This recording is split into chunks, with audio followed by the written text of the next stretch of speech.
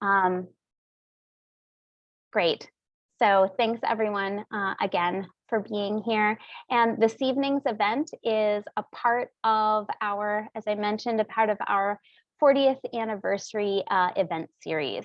So Peace Development Fund was founded in 1981, and we were so excited to celebrate our 40th anniversary. We started that by reflecting back on past work with the Women Peacemakers Initiative.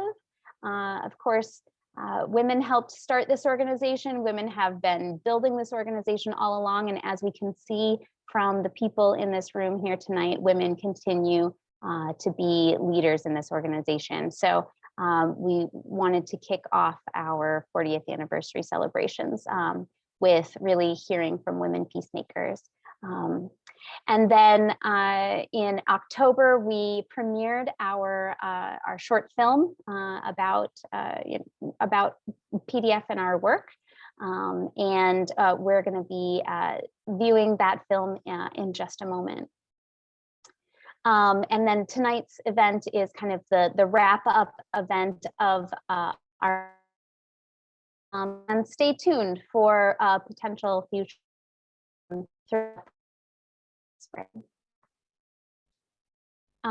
Welcome to folks who are just coming in. If you'd like to put your name and your pronouns in the chat, along with where you're tuning in from, in whatever way feels relevant to you to share that. So I am making sure that I've said everything I'm supposed to say. It's a Wednesday night, it's hump day, but we are here to have some amazing conversation. So I'm so glad that everyone is here with us tonight. And we're actually gonna come back to this. Yes, Brennan? Yes. Turning it over to you. Okay, I'm gonna stop my share. Great. Well, again, just to echo Emily, thanks so much everybody for being here. For those of you who maybe haven't seen it yet, we wanted to start tonight's event by giving folks the opportunity to actually see our 40th anniversary short film, Reflections on Peace and Justice Organizing. So I'm going to go ahead and share my screen right now and play that video. It's about 7 or 8 minutes long. We'll get into the rest of our program after that. All right. Just give me 1 second.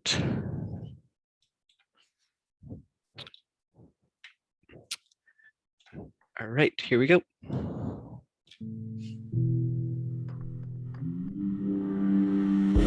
If someone is screaming in my face and I punch them and knock them unconscious, they're not screaming at me anymore. Did I just create peace by punching this person in the face? As absurd as that example is, this is how our society tries to create peace. Mass incarceration, if we just lock up all the criminals, then we'll have peace. If all the Black Lives Matter protesters would just shut up, then we'll have peace. But in reality, in a world where violence has become so normalized, peace is a messy process because it requires justice, and justice is loud.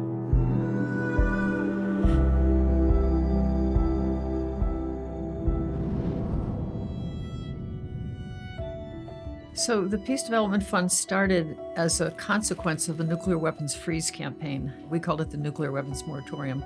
And we were all focused at that time in the early days on issues of peace and disarmament, particularly nuclear disarmament. And at the same time, we realized there was almost no funding available for grassroots groups. And it was only grassroots groups that were going to bring about change in people's attitude. So a few of us decided that we would start a fund that would fund exclusively grassroots work. All 5 programs are the Sustainability Project, the Community Organization Grants Docket, the Donor Advised Funds, Fiscal Sponsorship Program, and the Special Initiatives.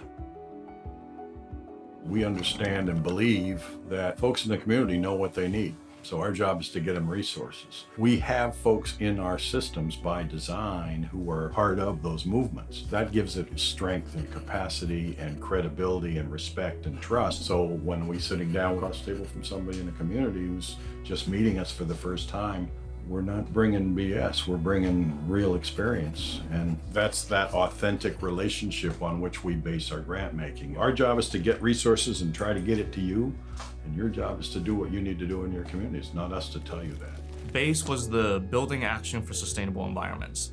And it brought together 15, 16 communities that were all living near some chain of the nuclear cycle. For the first time that I've ever known, bringing all of the pieces of that chain together, all of the links of that chain together, so we can see the entire arc of the nuclear industry. And this isn't just unique to BASE. There's such a need for grassroots organizations to come and meet each other and to do collective visioning and collective strategizing, but that no one has the time to organize these big types of gatherings. In a lot of the initiatives that we put on, PDF took on that role, where we would pull together groups of 40, 50 different activist organizations and give them 3 or 4 days. And again, it wasn't like an agenda that we planned. We kind of handed it over to them and saying, we'll fund this gathering, we'll do all of the logistics, we'll buy all the plane tickets, and you all figure out what you need to talk about.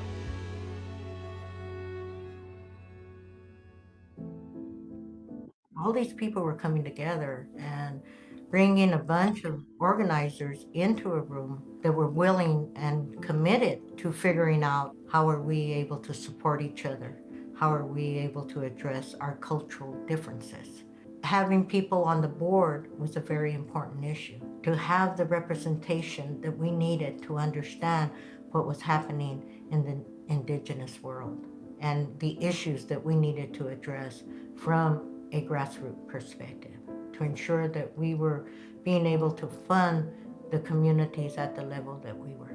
And it was oftentimes a messy process, right? Because it is such a new thing. It wasn't always perfect. It wasn't always clean. We had arguments. But I think the fact that we had arguments with our grantees says a lot, right? Like, how many foundations have the type of relationships where they can have real conflict with their grantees and get through it and never question that the funding would be cut because we were having this conflict? There was already the relationship and the trust that allowed us to go to that depth, that allowed the grantees to trust that, oh, PDF is really serious when they say that we're gonna try this thing called co-creation. We're gonna try to actually co-create this initiative with the grantees, with PDF just being one of the people that had a seat at the table.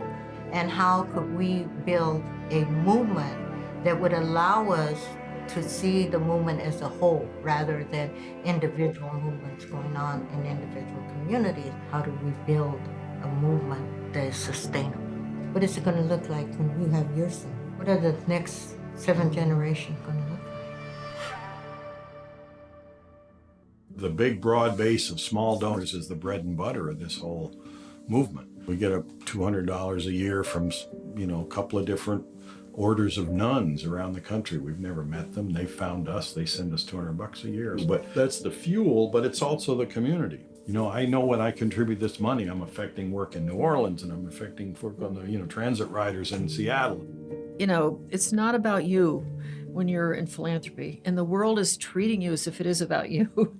It is all about them and your ability to see what's happening, what's authentic, and where the money can be the catalyst. Those are skills, and PDF has those skills. That is why Peace Development Fund is always focused on supporting the organizations that are loud, noisy, makes people uncomfortable, and challenges the normalization of violence. In order for us to get to justice, we need to support grassroots organizers who are not scared to bring conflict to the surface, to bring tension to the surface, and raise a ruckus, but all in the name of creating real peace. PDF is not an endowed foundation. We're not sitting on a huge piece of money, spending it down over these 40 years. The PDF has had to raise every cent that we've given away. And the fact that we've been able to do that for 40 years and people are still supporting the organization says a lot about its ability to adapt. Right now, we're getting ready to celebrate 40 years. What an honor. What a privilege.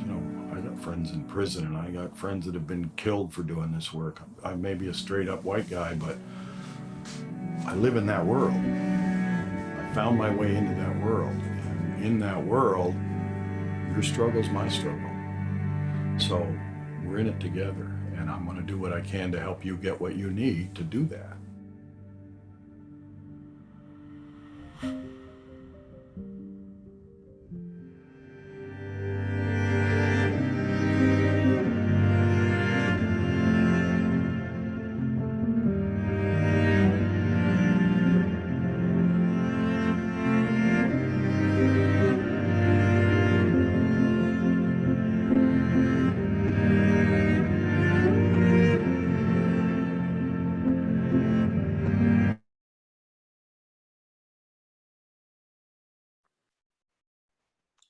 Thanks, Brennan. Thanks for showing that to us. So for those of you who were not at the film premiere, after that film premiered, we got some initial reactions. There were a lot of folks in the room who had been with PDF for many, many years, and some people cried, some people got verklempt. It was really beautiful, and people were just overwhelmed with how much the film captured the breadth and depth of PDF's work. So thank you all for letting us share that with you. I'm going to turn it over to Paul now real quick, who's going to share with you about how else we are celebrating our 40th anniversary. Well, thank you all. Thank you, Emily. And for sure, thank you to everybody who jumped on this call this afternoon. We all got a million things to do, and there's a million Zooms, so that you took the time from your day to come sit with us is awesome, and we really appreciate it. And there's some old time warriors here from PDF. I got a call up to Karima, a board member for many years back when, and Dr. Jones, who's been a long time supporter, and I forget who else is on here. I've been scrolling through, but this is a little bit old home week and a little bit new home week. We're building community all the time, and this is a piece of that, celebrating 40 years. I said it in the video.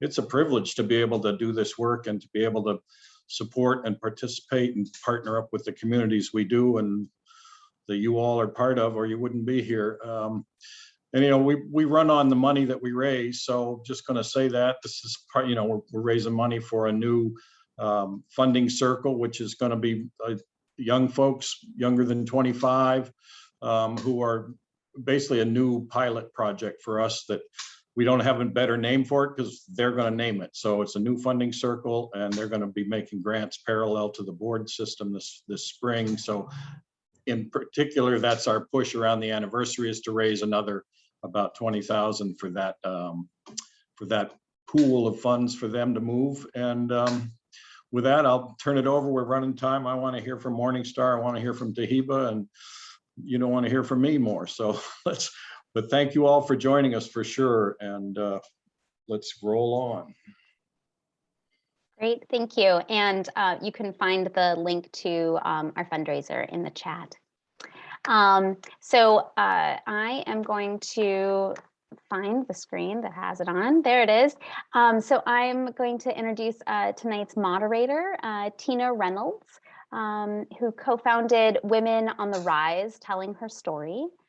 And she's also, of course, one of the co-founders of the formerly incarcerated and convicted Peoples and Families movement, a longtime warrior in the movement.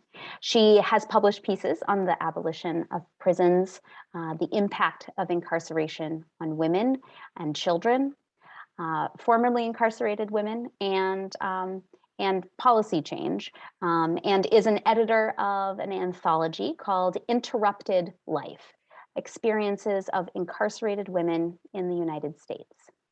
Tina, I will turn it over to you. Oh, and I will also mention that she is on the board of directors of the Peace Development Fund. Wonderful, that's the most important thing. Thank you so much, Emily. Hello, everyone. Welcome, welcome. Thank you for taking the time to be with us this evening. I'm excited about this conversation. I know Morning Star and Tiheba very well in this movement, and I'm so proud of the work that they've done. Tiheba specifically, I remember when you walked in the door, you know, probably off the bus, and you were just like excited, let's get this done. And what you have done, you and the women have done together collectively is amazing. So I'm really happy to be here. I would love to introduce our folks here. We have one person missing, so I'll introduce her when she comes in. So let me give you a little bit of a background on Tiheba, what she's offered us. Tiheba Bain is a motivational speaker and founder of Women Against Mass Incarceration, an organization empowering justice-involved women and girls. Through WWAMI's re-entry work, advocacy, and political education, their aim is to elevate, educate, and empower women and girls in efforts to end mass incarceration. She is currently Director of Coalitions for the National Council for Incarcerated and Formerly Incarcerated Women and Girls. She is an alumna of the Justice in Education Scholar Program of the Heyman Center for the Humanities at Columbia University, and has a dual bachelor's degree in psychology and women and criminal justice. Tiheba played an integral role in codifying policy for incarcerated women and girls in the state of Connecticut, where she was appointed to Governor Ned Lamont and Lieutenant Governor Susan Biswick's Transition Policy Committee. That's phenomenal. And in addition to Tiheba, I'd like to introduce Morning Star Gali, Restoring Justice for Indigenous People. Morning Star Gali is a member of the Ajumwawi Band of Pit River Tribe from 2016 to 2018. She was a Rosenberg Leading Edge Fellow focusing on the disproportionate impact of the criminal and juvenile justice systems on Native Americans. She has worked as the Tribal Historic Preservation Officer for the Pit River Tribe.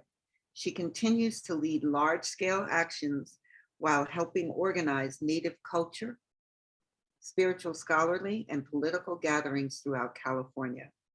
Morning Star is deeply committed to advocating for Indigenous sovereignty issues, such as missing and murdered Indigenous women, climate justice, gender justice, and sacred sites protection on behalf of the tribal and intertribal communities that she was raised within. And please forgive me, Morning Star, if I did not pronounce the band of the Pit River correctly. Thank you so much for joining us. So I'm going to start this conversation, and either one of you can begin. So the first question I have for you, or questions, can you tell us briefly about your organization and your work and why you do the work that you do? Morning Star, would you like to go first? Hi. Hi, no, go for it. I was hoping to say, okay. All right. Hello, everyone. One correction is I no longer work for the National Council as the Coalitions Director. I am fully committed to Women Against Mass Incarceration as of January 1 this year. And it has been a great journey. I've learned so much with the council, but this is so exciting for me. I'm just elated. Why I do the work I do? Well, I am my sister's keeper. That's number one. You said it, Tina. When I came home, I just came hitting the ground running. Like, we need to get some stuff done because I know what it's like, especially just coming home. And I didn't want to lose ground. I didn't want to lose momentum. But I knew that I had to work on self as well as doing the work in the field. So when I first came home, my first thing was I had an agenda. Go to school, get my education, get my degree, and utilize my knowledge and what it is that I'm going to learn, and to help better and grow what it is that my passion is. So I got my bachelor's degree in women psychology and in women in criminal justice. That gave me some background on, the working of the mind and helping me understand why and how things happen, especially to women. And women in criminal justice just gave me some fortitude to keep moving and doing the work that I do. The women that I serve, the women, families, and girls that I serve are my family, right? I look in a mirror and I see them. I remember the time when I was in prison. I remember the time when I had survived some sort of trauma that I experienced and didn't know who to turn to or how I was going to get out of it. But I know that, by the grace of God, that I was able to just move through it.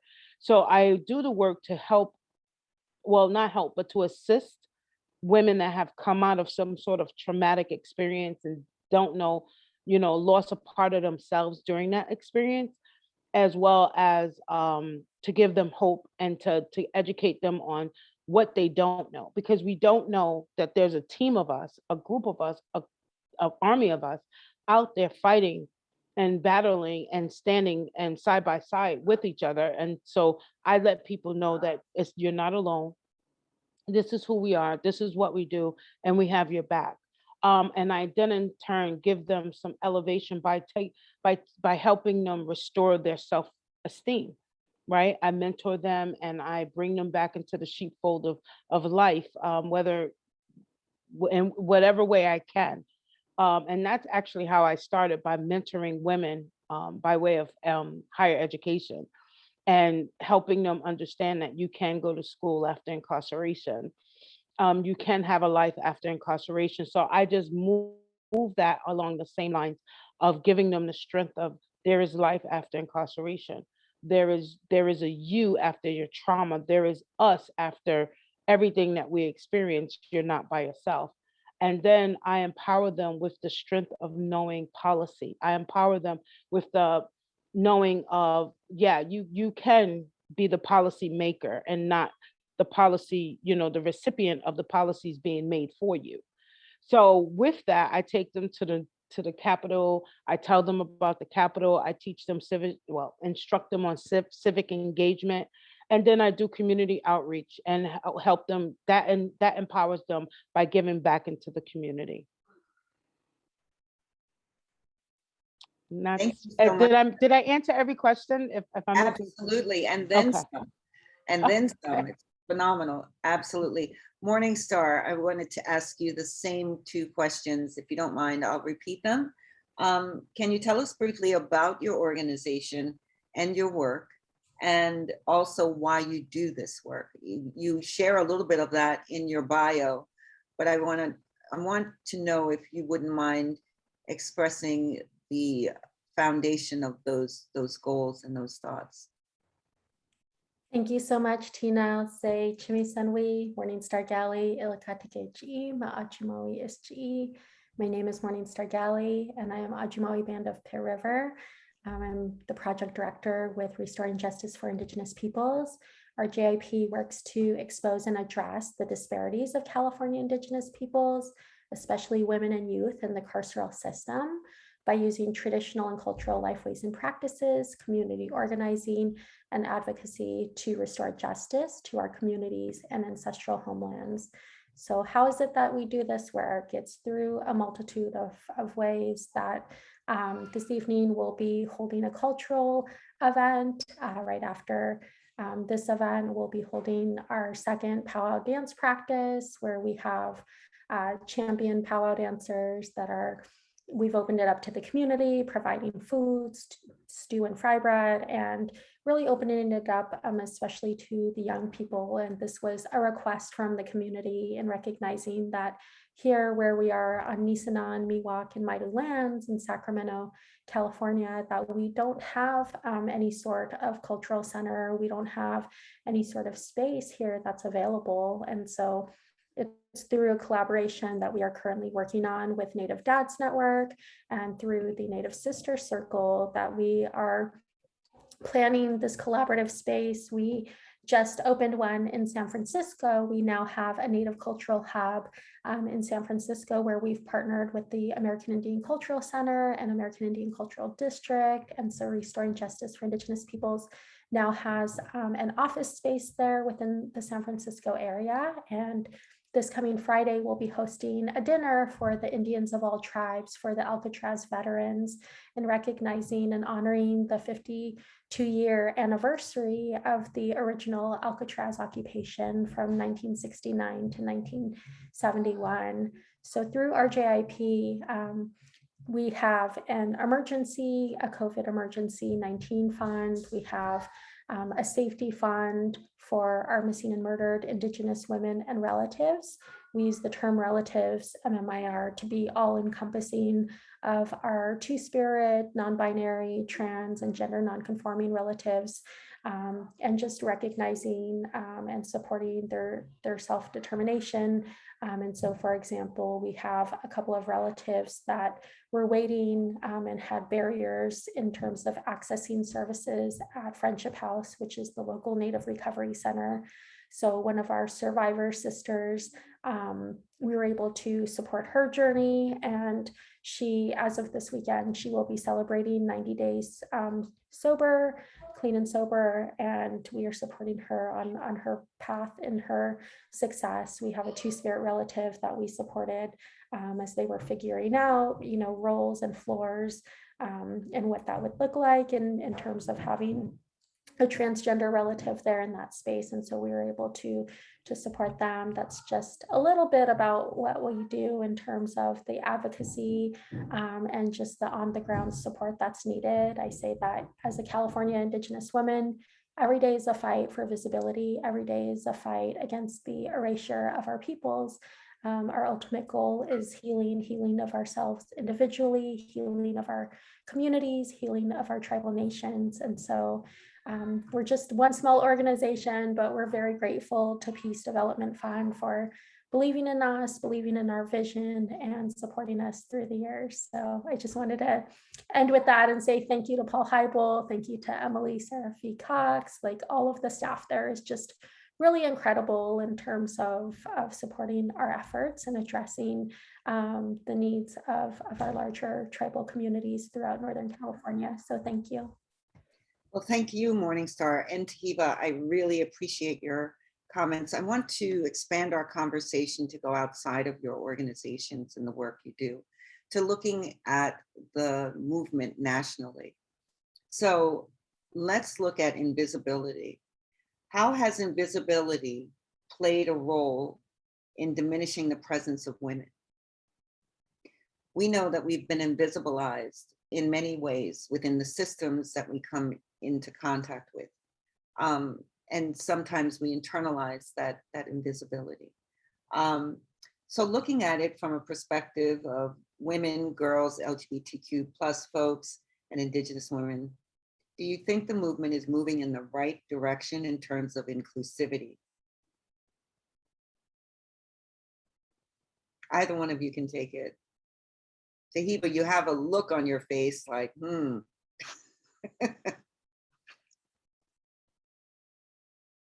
My face always gets me in trouble. I have to learn to work on my poker face. Like, yeah, it hasn't happened yet, but we're working on it. Okay, so inclusivity, yes, I will say we've come a long, long way, right? Women in the movement have absolutely come a long way. However, there's more work to be done.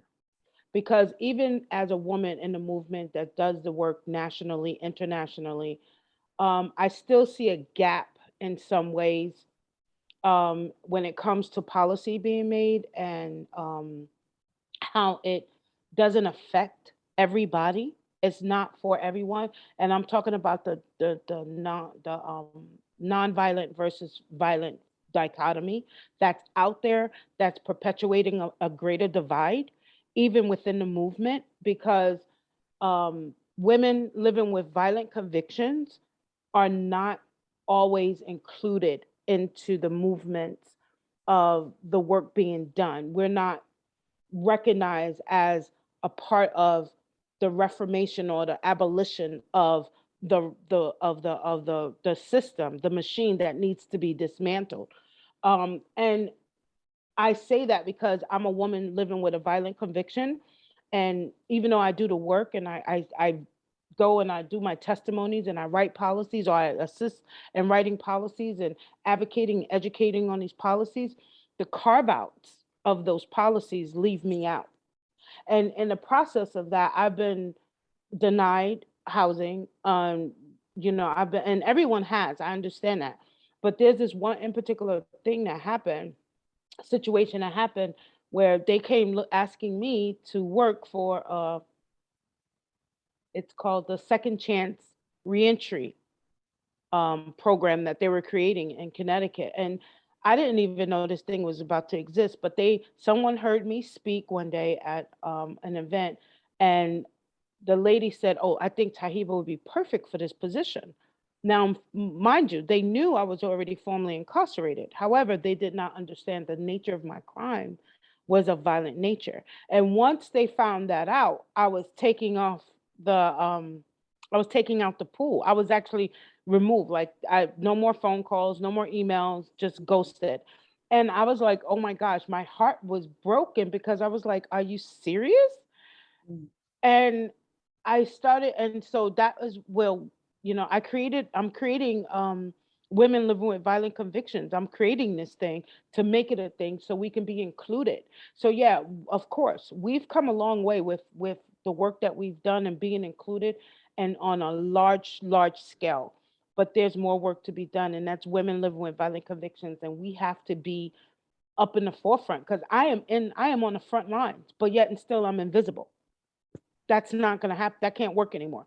So absolutely. So you'll be hearing more about that moving into next year because I'm not sure if well, you'll be hearing more. I can't say it, but you'll be hearing more about the work that I'm doing on that. I was about to say something and I was like, I really can't do it right now, but you'll hear more about it and coming up in January about women living with violent convictions because we're here to reframe the narrative about the invisibility of who we are in this place. And that's not just for us, that's for everyone that stands in these front lines that are still invisible, right? We have that transgender that they're working and moving. We have a lot of different other components that exclude women and in a large scale. So we have to narrow that even more. And if this, I think Martin Luther King said it, there's no justice. This is not justice for all.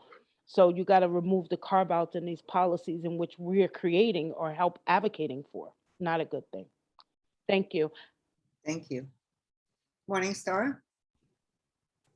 Just want to say yes to everything that Tiheba just stated. It's really an honor to be in conversation with you on this and to be a part of this event. I think that the invisibility, the erasure, there's always this, especially within abolition circles, I think that, and it's the same within the land back conversations where they're like, well, you don't actually mean full abolition. You don't actually mean land back. And we're like, yeah, that is what we mean. That is the point of it.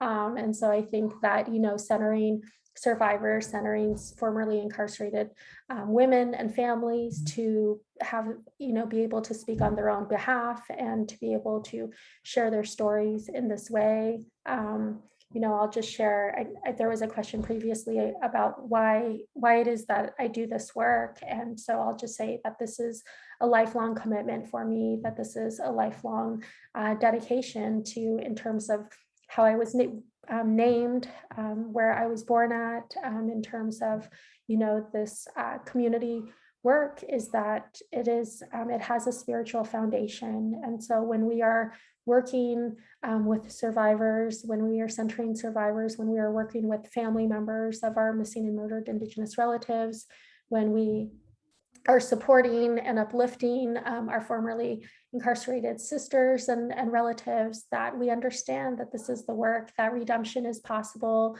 that this is the healing work, that, fundamentally believing that people do not belong in cages, no matter what their what it is that they were convicted of, and that as Native peoples that we have practices, we have restorative justice practices and transformative justice practices that are grounded in Indigenous values and Indigenous roots of being able to come together as relatives, that we understood that it took all of us and we all had roles within our areas and within our villages to be able to support one another in that way. So here it is that we're continuing to do this work. We just recently were part of some legislation that was passed through Assembly Member James Ramos's office, and we made sure to make it a point to include the missing and murdered Indigenous women and their families to speak to the work and to be able to be centered within that conversation. And it was the first time that they had MMIW families. It was because we were able to coordinate and organize and have them there to be able to speak on their own behalf. And so that's a big part of it, is, supporting and uplifting the family members and the communities to be able to share their own stories and to be able to, decide for themselves what it is that justice looks like for their families, to be able to decide for themselves, what approach that they're going to take, that we know that this is a justice system that doesn't work for any of our peoples. And so it becomes this double-edged sword where we're criminalized ourselves while we're seeking justice within a court that doesn't recognize us. Thank you both for your comments. I hear what you're saying, and I was about to ask you, Morningstar, about the invisibilization of the issue around missing and murdered Indigenous women and girls. And you shared that. I wonder if both of you could share about how we've been harmed and how we've internalized that harm to oftentimes self-stigmatize ourselves as women, as trans people. In this work, how are we using the transformative justice models to assist us on a larger scale to working through some of that harm and that hurt? Either one of you can take that on.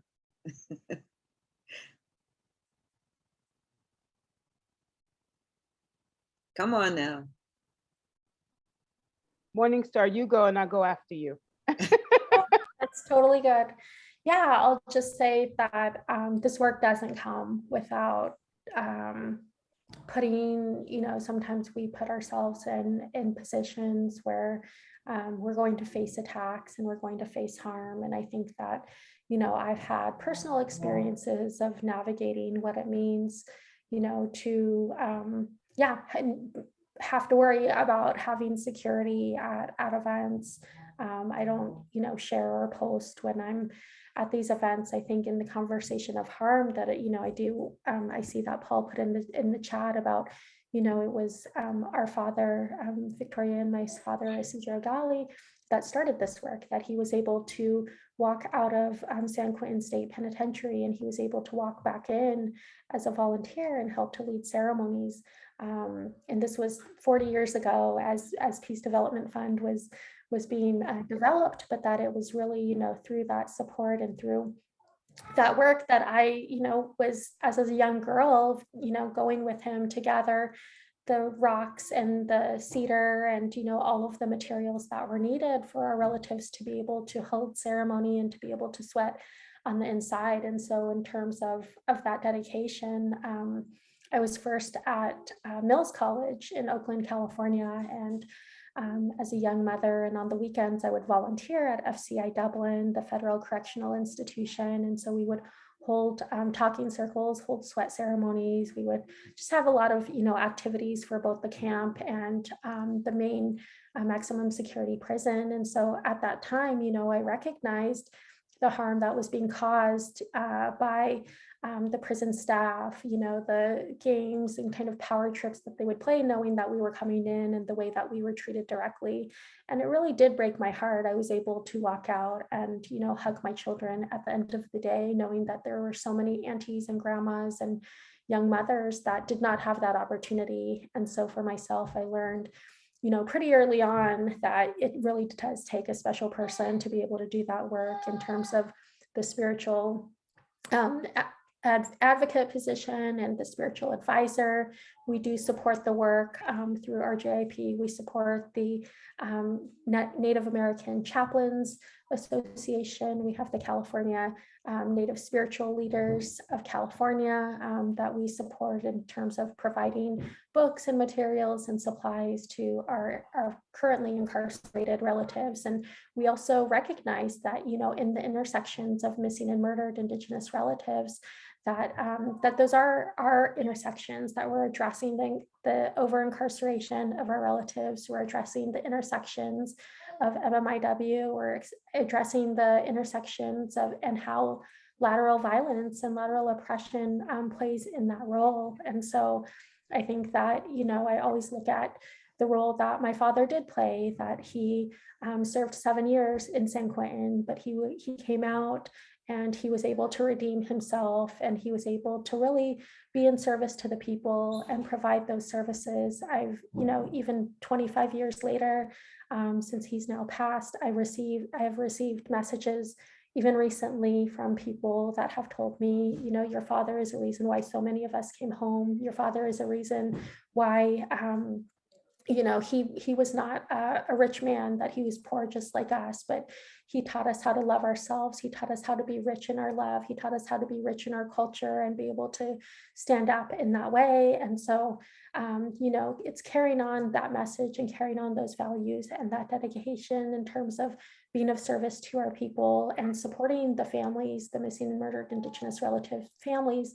And of course, that comes with the possibility of making ourselves a target. That comes with the possibility of, harm being caused to us, but really being aware of it and being able to address it within the community situations that we're in. Thank you. Thank you so much. Tiheba, would you like to take that on? I'll reframe that question. So in your yeah, I'm sorry. work from a broader perspective, healing and harm that has been done, you spoke about that a little bit in your beginning, in your intro, as to your goals, seeking your education so that you could assist not only yourself, but sisters who are coming home. What do you find in the national movement when introducing women to these issues, knowing they're carrying this trauma, right? Knowing that there needs to be interventions available for folks, and how have those interventions assisted folks in finding their power, their voice, and seeing the movement bigger than the harm that's been done to them? I reframe that a little bit differently, but I know, yeah, but that's a great question, because we a lot of times we don't address the harm, and the harm that is caused at a young age tends to navigate, or should I say plan out, what will how would you respond to certain things as you get older. It's like a floor plan in a sense, right? Because we don't want to get harmed and be harmed anymore, and we don't want to cause harm, but we try not to cause harm, knowing we try not to cause harm, but yet and still a lot of times we cause harm. So once you understand hurt people, the real meaning of that, you can then in turn dig deeper into what it is or how it is to overcome the pain in which you endured. Um, as a Black woman living in America, I have endured a lot of emotional trauma because of that. As a woman living in a hood, that is another type of trauma. As the youngest person in my family, that and being told that you can't do this or you can't do that is another type of trauma. And when you understand, for me, let me speak for me. For me, when I understood that all this trauma was not necessarily connected, but yet connected, I was able to overcome. I was able to allow myself to heal. How I healed is how I help other people healing, by facing the trauma head on. And a lot of times when you understand, like, the trauma is gone, I mean, the situation or the actions have passed, the behavior is no longer there. Stop carrying the guilt, the shame, the hurt that came with it, because that does not define you. It's a little easier for a person to grow and to become a better person. When I look at the people that I left behind, that's traumatic to me. That pushes me forward to do the work that I do, not just here, but everywhere.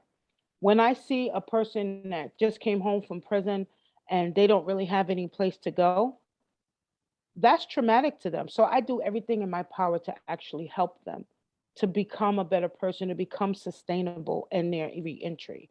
Because that's what this is all about, right? Because if you're not sustained on and have a great platform to build and grow from, you're not going to grow and you can't really build.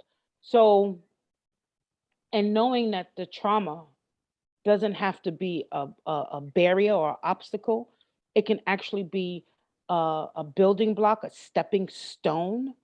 I look at like that. I look at, like I said earlier, I'm a solutionist. I don't look at the problem. I know the problem. I understand the problem. I evaluate the problem and I assess it. But in that process, I'm also looking. I'm doing all of that to find a solution. And even that even happens with trauma, because my trauma, if I stay here, if we all stay here, we're not going to be able to grow, we're not going to be able to do what we need to do. So I look at this and I say, you know what, I know this happened. And I'm an avid prayer. I pray a lot, and I ask my ancestors and my Lord to actually lead and guide me. And in that, I find a solution as to where's I want to go.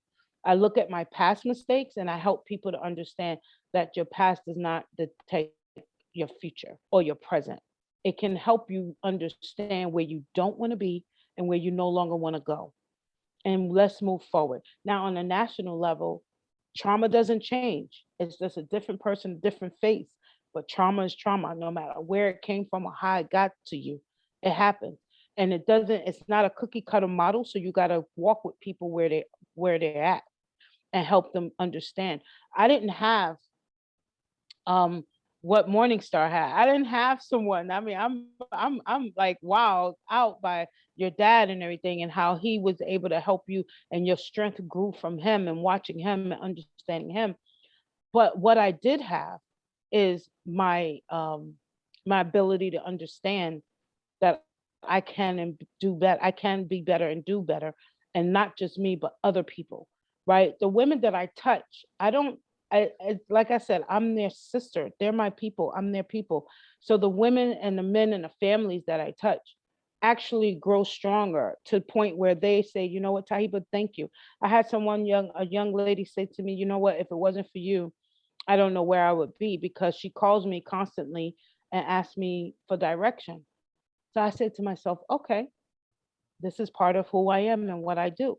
And when I see someone that's struggling, that's hurting, I want to be for them what Morningstar Dad was for her, a light, a shining light, a guide to help them get where they need to be, to build them up and strengthen them. So I don't know if I'm answering your question, but that's what I got. Like, that's how we move it forward nationally and I go all over. So I talk about it. My healing comes from within. That's great. And I appreciate both of your answers and your thoughts around healing and harm. I feel it's so important for us to address this as women, as as inclusively as possible. It's known throughout history that women lead movements and guide movements in the direction of movements. And especially what's happened in the last year and a half, how are we having these conversations amongst ourselves about the harm we may have experienced, as well as placed on others, right? And how we're transforming ourselves collectively together. So thank you. At this moment, we are missing one person who would have been able to join us earlier, but she is not able to. Taylar has sent us a video. I'm going to introduce her by reading her bio. She's going to join us a little later after her video, and then we'll continue the conversation. So I just wanted to offer this to you all. So we're going to hear from Taylar a little bit. I'm going to give you her brief bio, and then the four of us will be in conversation afterward for one more question. Thank you so much. Taylar Nuevelle, she, her, is the founder and executive director of Who Speaks for Me. WSFM is a national nonprofit that Taylar designed while incarcerated. During her 4.5 years in federal prison, Taylar spent her time assisting other incarcerated people with preparing internal grievances, as well as pro se motions for post-conviction relief. WSFM was born from the stories of the women Taylar did time with.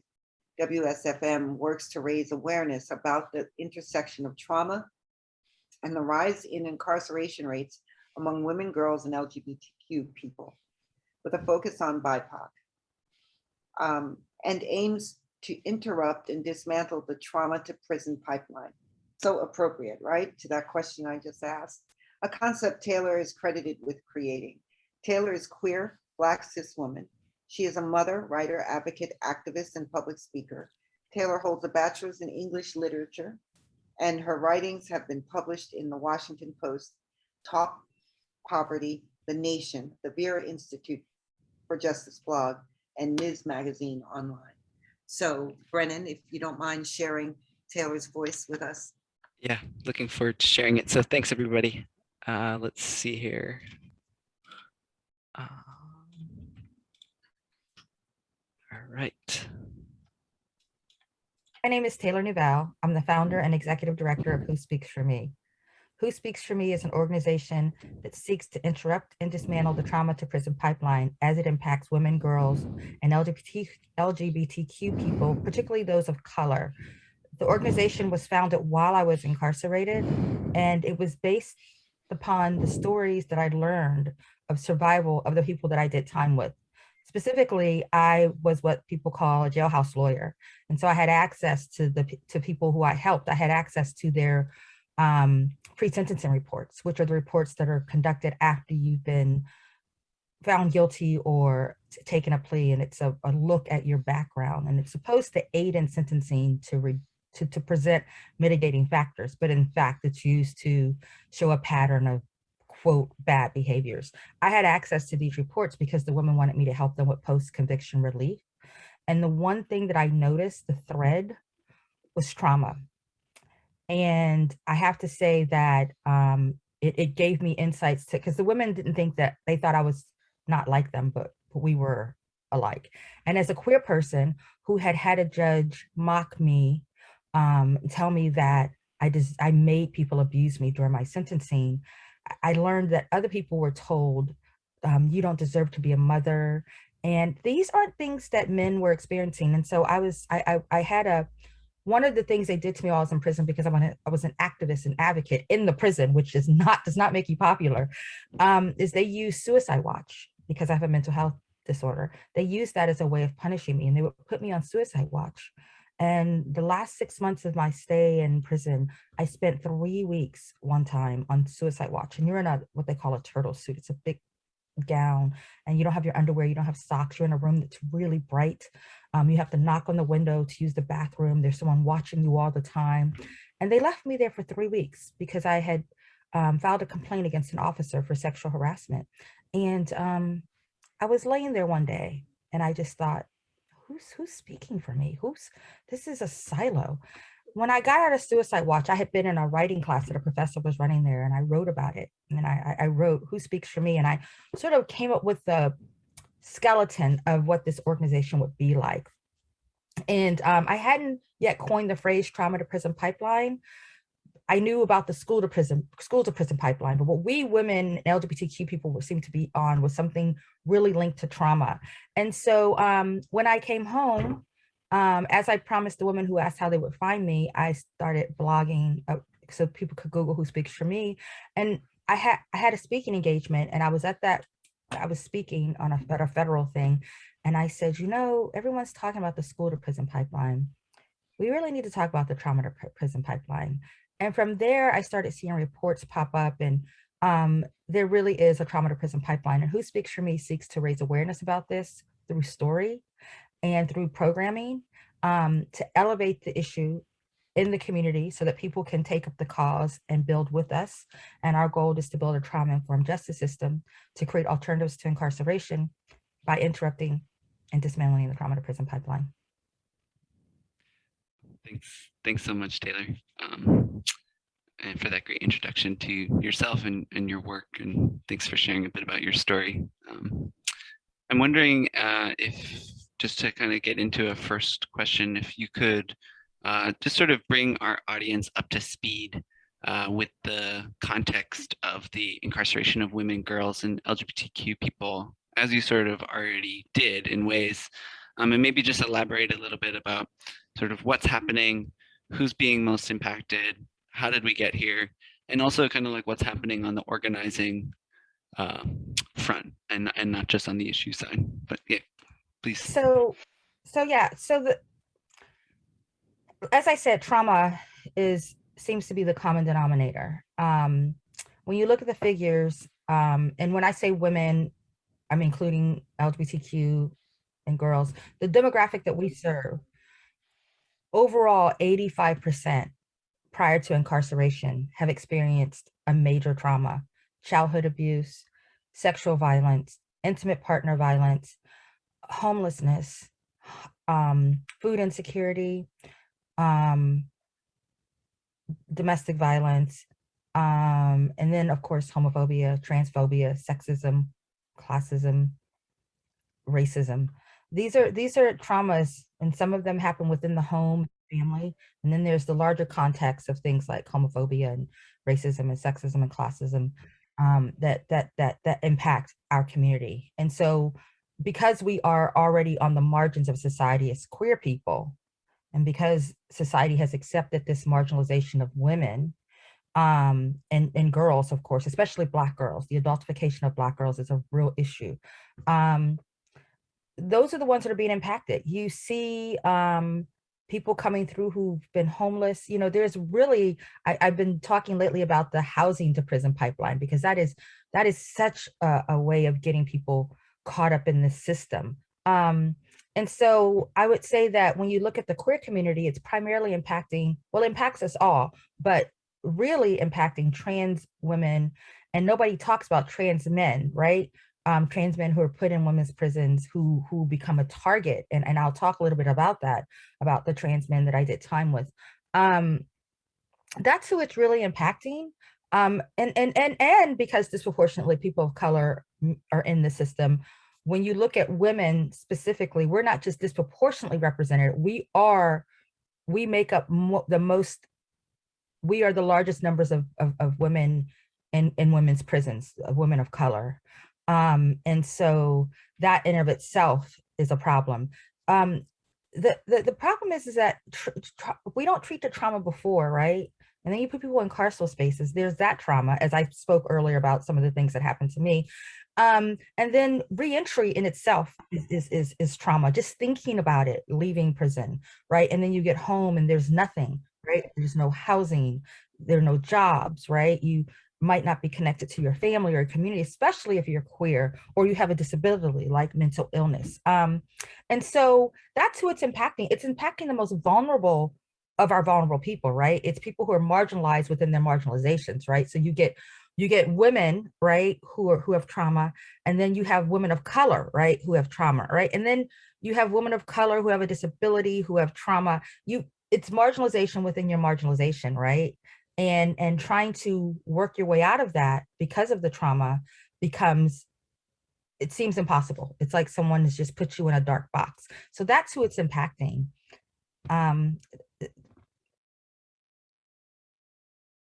Taylar actually has, because Taylar has actually just joined us. So welcome, Taylar, and Tina, I'll turn it back over to you.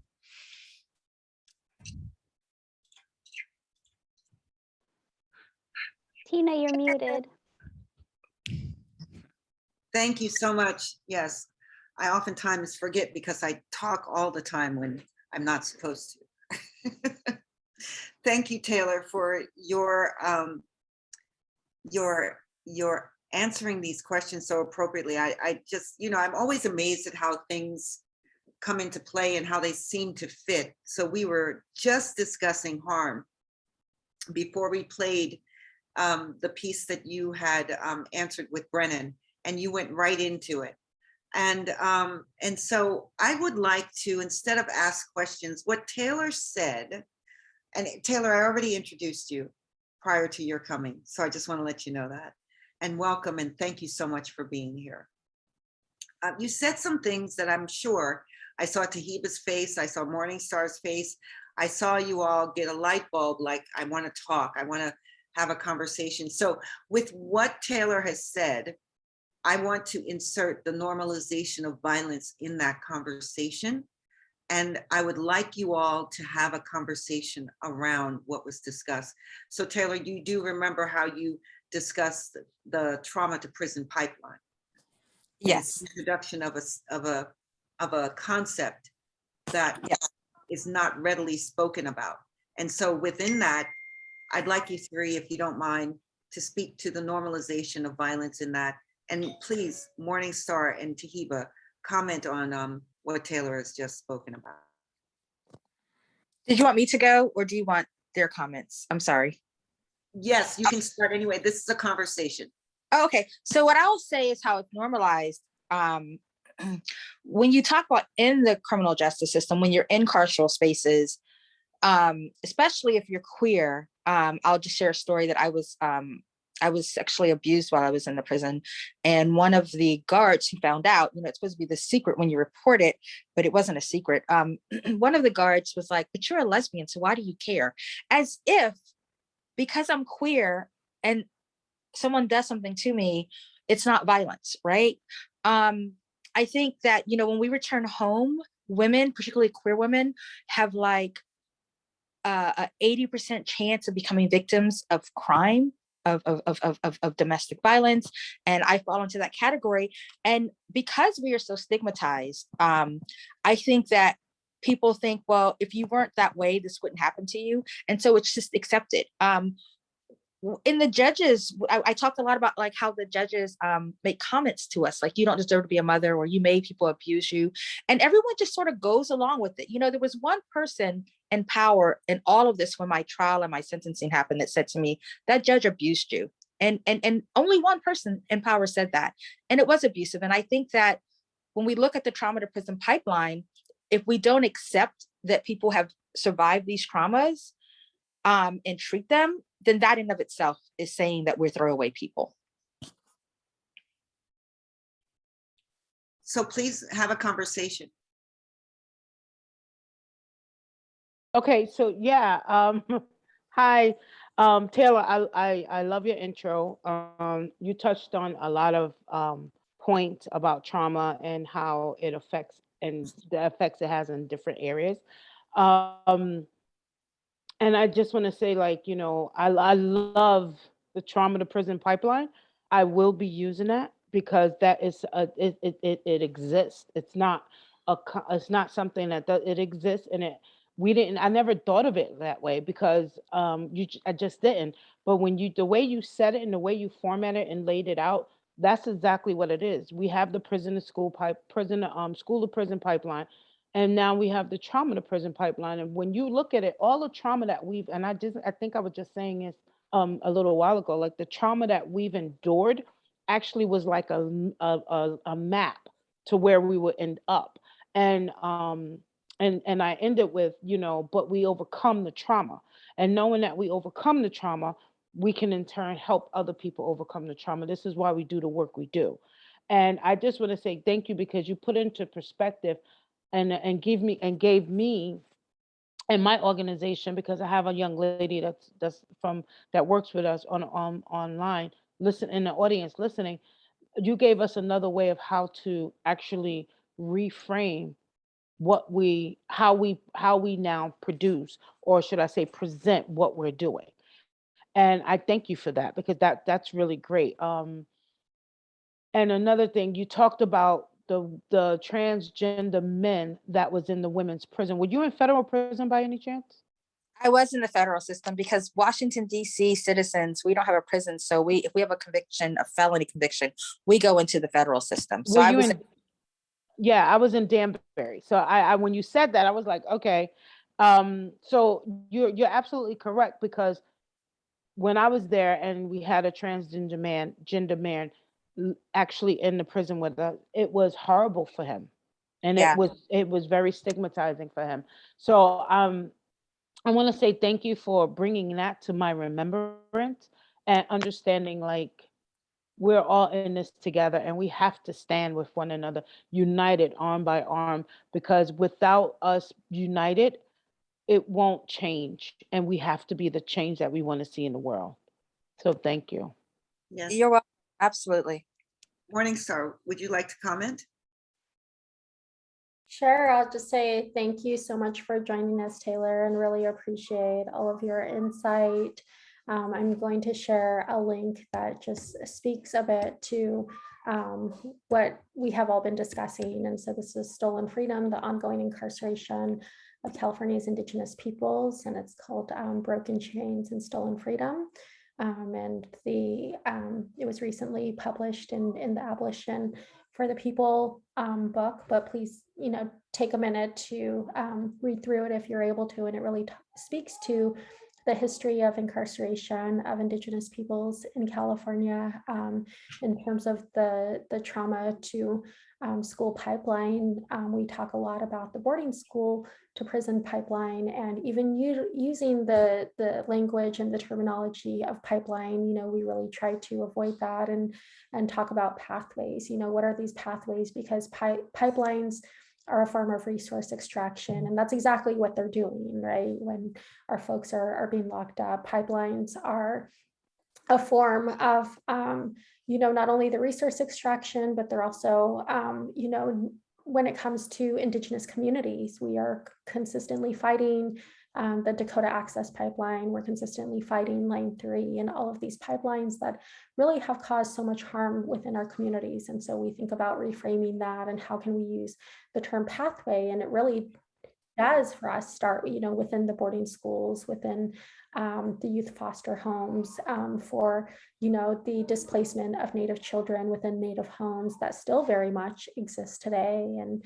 when Taylar was speaking to, the person who commented that, the judge was infringing on your rights, that's absolutely true. As a Native woman that, has walked into the courthouse many times, and within these various cases, the treatment and the way that they look at you is not even as a person. They don't even see you as a human being. And so trying to just appeal in that way and challenge in that way that, we are people that exist, that have continued to exist here for thousands of years within our homelands, and are now being marginalized and mistreated when it comes to our rights as Indigenous peoples. And so, yeah, just thank you for that, and really appreciate this conversation. Thank you so much, Morning Star. And I really understand and appreciate and honor your suggestion to identify pipeline as pathways, because pipelines do represent extraction and robbing and taking and pilfering. And so when we think about the trauma to pathway, right, the pathway to and how it has brought us to incarceration, when we think about the normalization of violence, I mean, for me, I think about violence in a way where it is so normalized within our person from generation to generation. We don't even hear when things come up from other people. That in the instance, Taylar, where you had to be reminded that the judge was abusive in their language and your consideration of freedom, right? How it didn't even dawn on you. It didn't even cross your mind until you were placed in a space for an exorbitant amount of time, unnecessarily, for you to think of whose voice was it, right?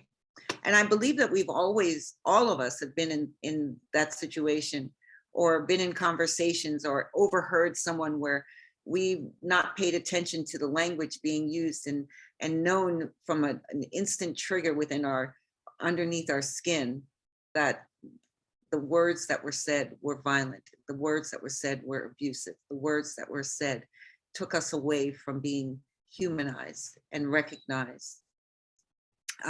So thank you so much. Thank you both, all three of you. And again, Morning Star, for reframing the trauma to prison pathway. So I do have a question from the audience. I will go to that question if you all are complete with this conversation around trauma. If it's okay, yes? Phenomenal. The question that I have is, with all the awful things happening in our communities, can you actually imagine a world without incarceration, without prisons? What might that look like in your reimagining? So for me, here again, I'm leaving it up to you all. yeah, you know, when I talk about building a trauma-informed justice system using a trauma lens and creating alternatives to incarceration, specifically for women, girls, and LGBTQ people of color, I envision and can honestly see a world where prison is the alternative, where that's the last resort, right?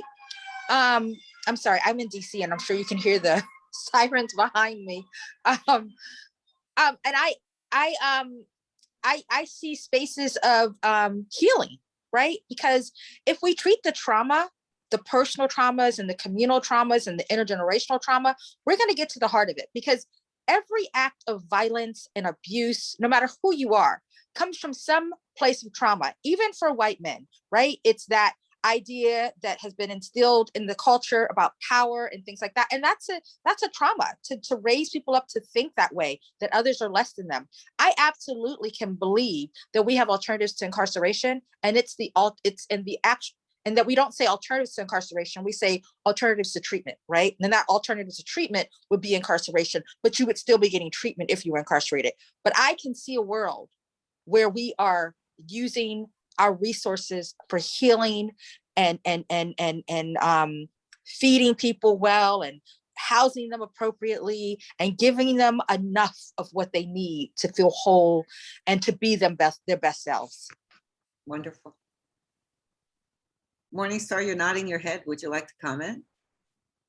Sure, I'll say that, you know, up to 172 years ago within California, that we did not have prisons, we did not have institutions. You know, it was, you know, with the building of the missions here within California, that those were the first forms of institution and incarceration for our peoples, and the way that women, you know, there was an exchange of Indigenous women's bodies for stolen land. And so we make that connection in terms of what it means today for Native women that were trafficked by US soldiers, that were trafficked during a time of that the cavalry was still in place, and that there were bounties that were placed on our heads. And so there was, you know, this influx of miners that came in thinking that they were going to seek gold and be rich. And then they found, you know, very quickly that it was more financially feasible for them to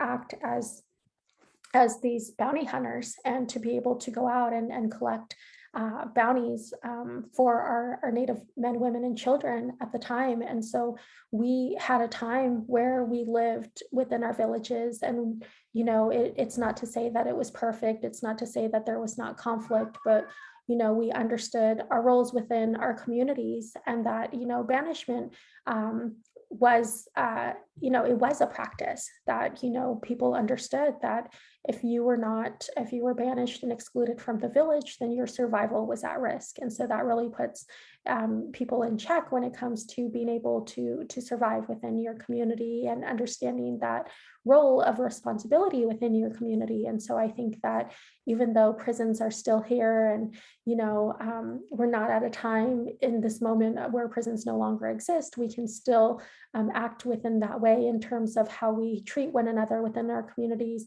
how it is that we are all that was said by Taylar and Tiheba about, you know, the healing process, and, you know, being able to feed our people well. Like, we're doing all of that, you know, in terms of, especially at a time, you know, of a pandemic, of ensuring that people, you know, have food to eat, that people have shelter over their heads, that, you know, there's all of these evictions that are taking place at this time. And so we have, you know, emergency housing options that are available, just to ensure that, you know, our Indigenous folks aren't out on the street. And that really extends to our Afro-Indigenous relatives, to our relatives, you know, beyond these false borders, that, you know, we're making that available, because, you know, that can really make a difference within someone's life and their own, you know, personal survival.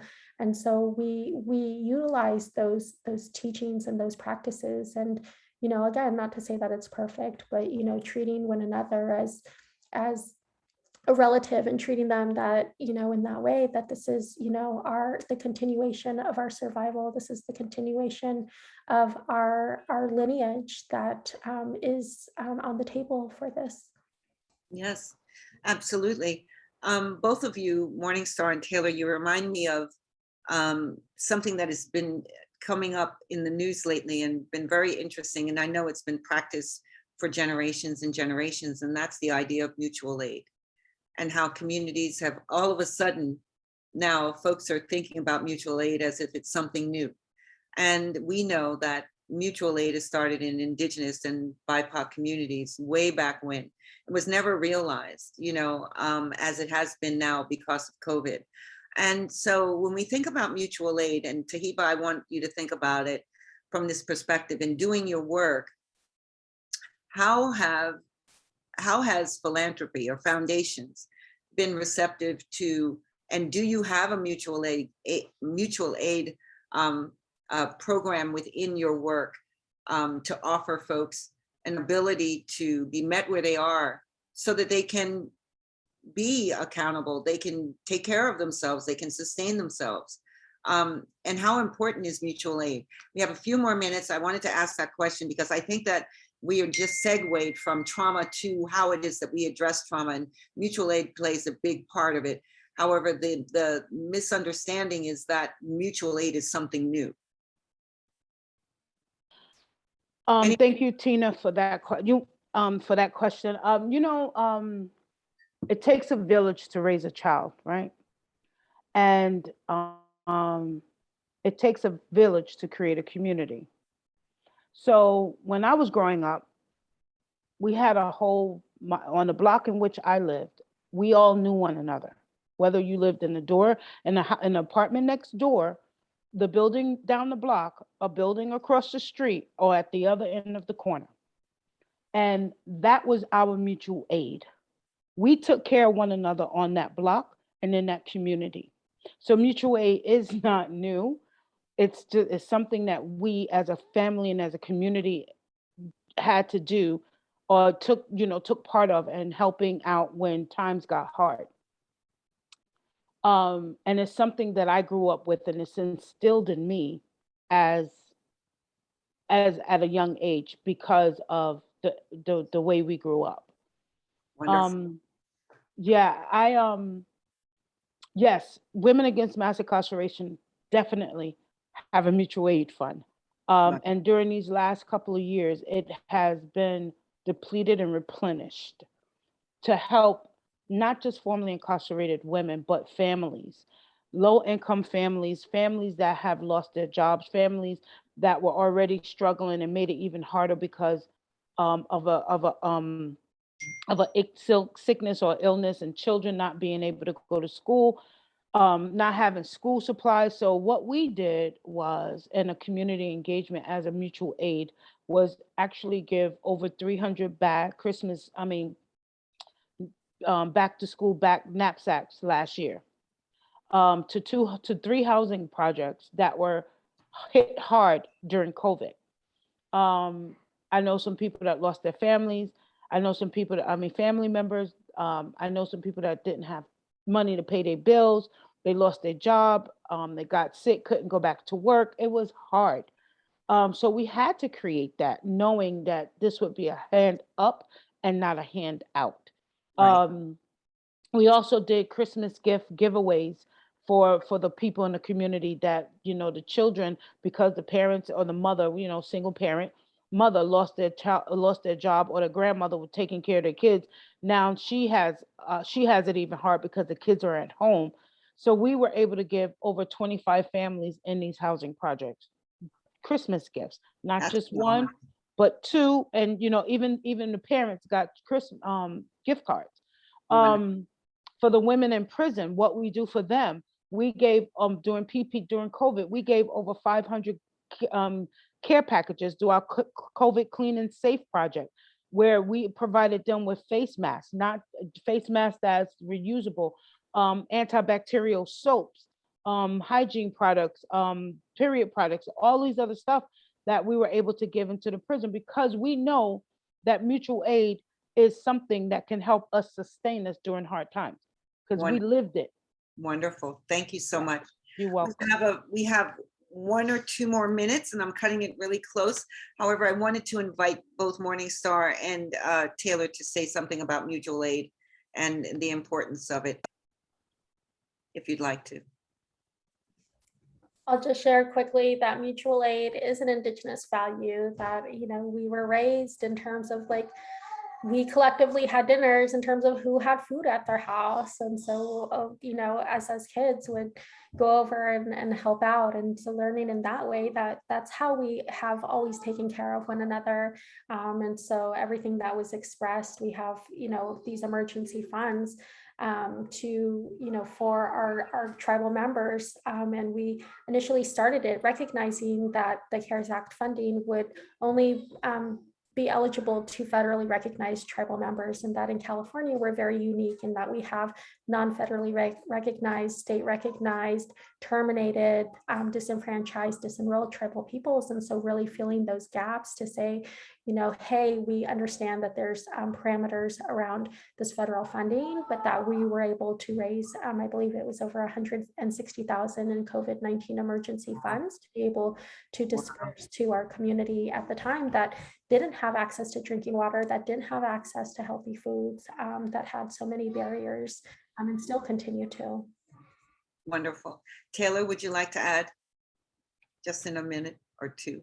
I think it's been covered, and I think to me, it's amazing that we've been able to elevate the conversation and the action of mutual aid. In DC, we have a major mutual aid group, and it's broken into we have 8 wards in our city, and each ward within that has their mutual aid. And we raised money for our gig workers, our non-traditional workers, and we even got the government to agree that people who are non-traditional workers, meaning not paying taxes, that are doing street vending and things like that, we even got money set aside for them so that they could apply to the local government. So I think mutual aid is something that I'm glad it's been elevated, and that I hope that it continues, because COVID really has shown a light on how we as communities of color have survived for years. Absolutely. And I think when we think about the trauma to prison pathway, that mutual aid is such a big part of that. Any trauma that a person experiences, mutual aid needs to be a part of the process to help people heal. Because I believe, Taylar, like you said, when you meet a person and give them the things they need, they have an opportunity to sit back and think about what it is that they're going to do, or how they feel, or address certain things. I thank you all so much for being a part of this conversation. We don't have any other questions from the audience. I saw one question that I really want to answer, and it was about language, about people who are system impacted. Sure. And I really want to address, you will never hear me say ex-offender, ex-con. I'm nobody's ex anything. I'm not your ex-wife. I'm not your ex-lover. I'm not your ex-friend. I'm Taylar Nuevelle. I'm a system impacted person. I'm a returning citizen. I'm a survivor of the prison industrial complex. And these are the terms we need to start making a part of our everyday language. System impacted, justice involved, returning citizen, survivors of the prison industrial complex. I'm not your formerly anything. And so that I use it in my language. You will never hear me say other things. It has become a part of my language, and I didn't have it before, but I have it now. And I really encourage you all, when you start talking, pause and find a replacement word. Yes. I agree. I agree. Thank you again, ladies. I really appreciate your being with us and answering these questions and adding to the thoughts and the ideas of how it is that this movement is moving forward with your leadership. And I'm just so inspired and touched. And thank you again, Taylar, for joining us and offering those last words about language. Thank you. I'm sorry I couldn't be here the whole time. I've had several engagements. It's the season, right? It's the season. But I'm so honored to be a part of this and to see Morning Star and Tiheba. Really, I hope we all can connect outside of this virtual space. Absolutely. We'll make sure that that happens. So thank you again, Morning Star, Tiheba, and Taylar. I'll turn it over to Emily. Thank you, guys. Thank you, everyone. What an amazing conversation. So inspiring and just deeply grateful to be in this room with you all. I mean, the closing is really just that, to say thank you. And I think that Brennan is going to drop that link in the chat again. You know, the work that Tiheba and Taylar and Morning Star do in the community is supported, you know, by the work that we do as an organization as well. And so we're so grateful to them for being here, and we're also so grateful for y'all for being here, and hope that you can both support their organizations as well as PDF as we celebrate our 40th anniversary. So thank you so Taylar, much. Taylar, Thanks, Les? everybody. mind putting those different definitions in the chat for us, please. And to remind, this has been recorded so that if those who registered can go back over it, hear it. Taylar, you could hear what we discussed. We talked all about you before, so. Oh, you're on mute, sweetie. Yeah. I'm adding it to the Much for chat putting right those- now. I'm adding it Wonderful. to the We're chat. not going to hang up until you add those to the chat. Okay, I mean, we had such a fight 20 years ago just to change the language to formally. And so I get it, that as time changes and moves forward, there are more humanizing language to use. So thank you so much. okay, I'm almost done. I type fast, so I know people have to get on with their evening. We're patient. We'll wait for you. Yeah. There's a moment like this is where, you know, you all are now connected in a way that PDF can get out of the middle. This is what we do as an organizing model. We get folks in the room and set the table and bring the food, and you all figure out what you got to talk about. That's how it works. And we're just really honored and happy and overjoyed really to facilitate a conversation like this, to host it. You all do the work, and we hope you all stay in touch with each other. I mean, this is organizing. That's what we're doing. It's all there now. And yeah, reach out. I'm honored to be a part of this. Thank you, PDF, for making this happen. Thank you. And congratulations on your 40th anniversary. Thank you. You don't see Taylor, it? we don't see it. We don't see it. Did you maybe Oh, it went to Brian. Hold on, it went to Tiheba. Hold on, let me copy It went to me. It went to somebody because I was not. Now It was I'm sending a private message. Yeah. It was, I don't know what happened. Now it's there. Wonderful, wonderful. Thank you so much. Okay. Mhm. Have a good evening, everybody. Thanks, everybody. Thank Yes. you. Good Emily, night. do you mind Thank copying you. the chat? Emily? Or Yeah. Brennan? I Thank you got so it. much. Thank Yeah. you. You.